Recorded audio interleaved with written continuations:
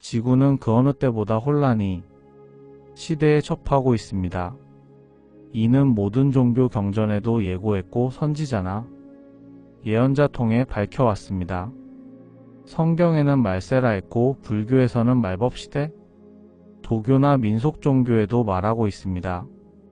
이는 선천시대의 인간 역사 64,800년 마감 후 새로운 후천시대에 열어지는 개벽시대에 우리는 접하고 있는데 3차원 시대에서 4차원 진입과 함께 물질시대에서 정신시대로 우주의 기운이 바꾸어짐을 말합니다. 우주의 기운이 바뀌어짐은 지구의 모든 생물 또한 변화를 겪어짐을 나타내는데 이는 새로운 시대는 기존의 모든 의식이 급속히 변화를 말합니다. 때문에 이 지구에 사는 모든 생물은 고통을 겪어야 하는 아픔입니다. 그것을 대재앙이라 하며 그 누구도 비켜갈 수 없다는 겁니다. 마치 큰 비가 내려 모든 더러운 것을 씻어내는 것과 같습니다. 그것이 2025년부터 시작하여 3년이 정점에 이르며 향후 20년 동안 일어남을 말합니다. 불의 시대, 구운의 시대, 경전에 보면 살아날 자 죽을 자를 기록합니다. 그만한 고통이 겪어야 비로소 새날을 맞이할 수 있습니다. 종교에서 가장 많이 강조하는 것이 깨어있으라 알아차리라는 겁니다. 의식의 변화를 아는 자만이 물질이나 어떠한 집착에 매이지 않고 평안을 유지할 수 있습니다. 향후 2050년 통일과 함께 대한민국은 인류의 지도자가 되어 힘이 아닌 정신문명으로 세계를 1000년간 이끌게 됩니다. 새하늘과 새 땅이 열리는 시대, 성경계시록 예언. 앞으로 3년 동안은 가장 힘든 시기이자 기회이기도 합니다.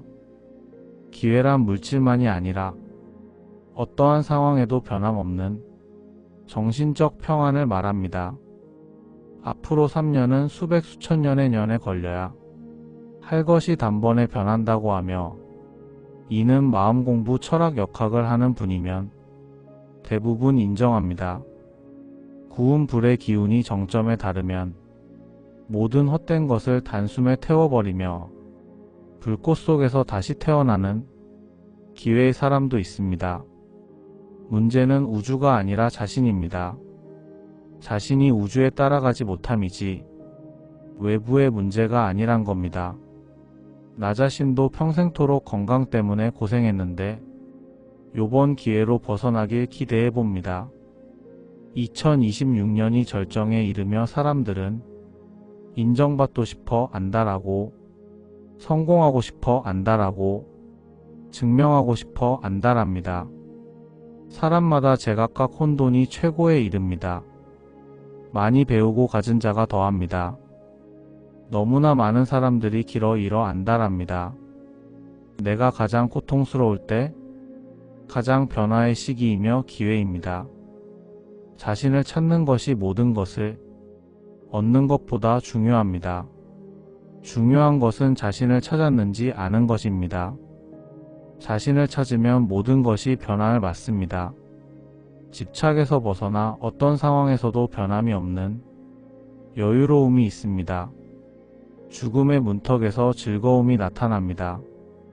제가 얼마 전 여러 번 수술대에 오른 적 있는데 그때마다 장난기가 발동하여 혼자 줄렁거렸습니다. 빈손이라도 마음에 빛이 있다면 그것이 가장 부요함일 겁니다. 내일 죽을지라도 마음속에 미소가 있다면 그것이 가장 큰 수행입니다.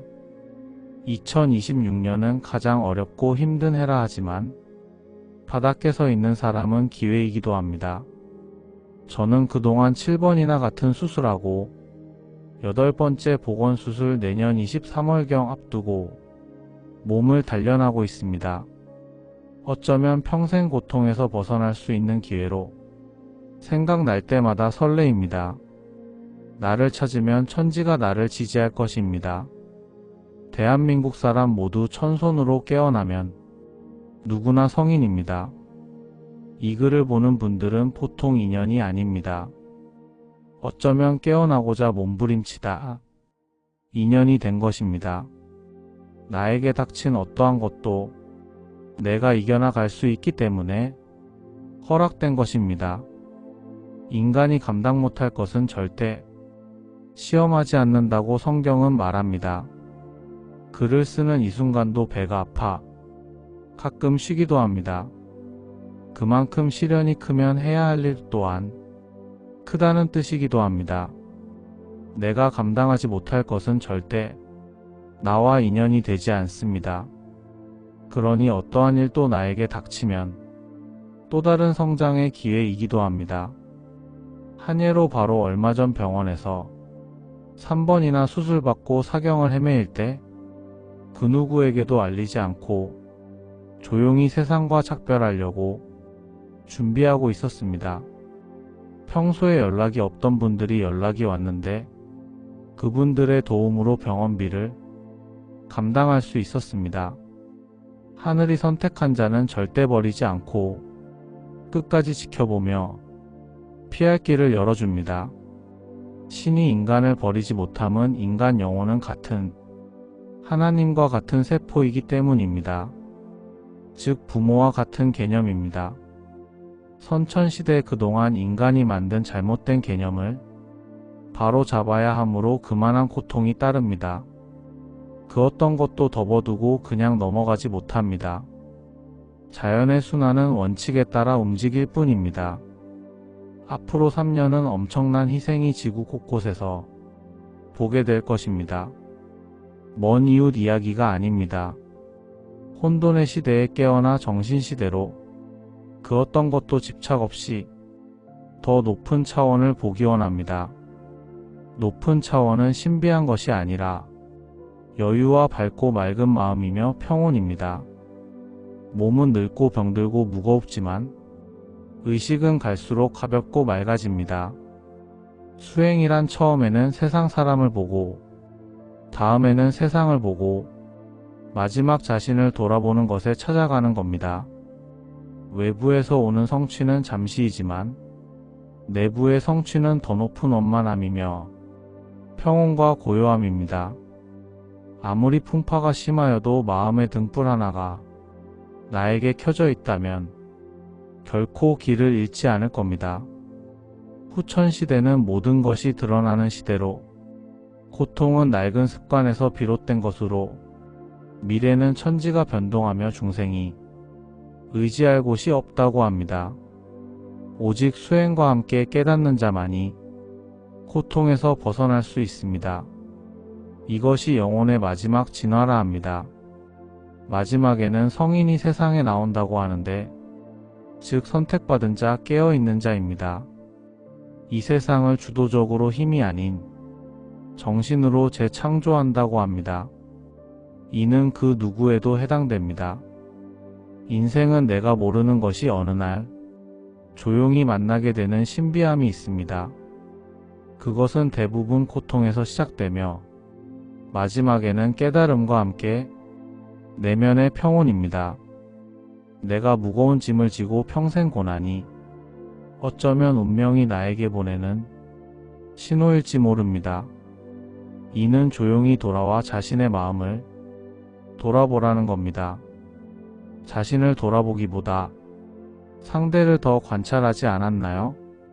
억지로 힘든 날을 혼자만이 감추고 울던 일도 언젠가는 그것들이 더 높이 올라갈 수 있도록 받쳐줄 겁니다. 문제는 내가 문제이지 상대가 아니란 겁니다. 상대를 바라보는 자신의 관념이지 상대는 상대일 뿐입니다. 단지 인간이 깨닫지 못해 우주의 기운을 알아차리지 못함일 뿐입니다. 성경은 수없이 말합니다. 깨어 있으라고. 불경도 수없이 말합니다. 알아차리라고. 이는 시대적으로 변하는 하늘의 이치를 알아차리라는 것입니다. 그 이치는 인간이 그렇게 만든 것으로 뒤돌아오는 것입니다. 그것이 오늘날 선천과 후천이 함께하는 날로 수천 년 전부터 하늘은 예고하고 있습니다. 2026년은 또 한 번의 누구에게는 고통의 시작이자 누구에게는 기회이기도 합니다. 감사합니다. 우리 모두 희망입니다.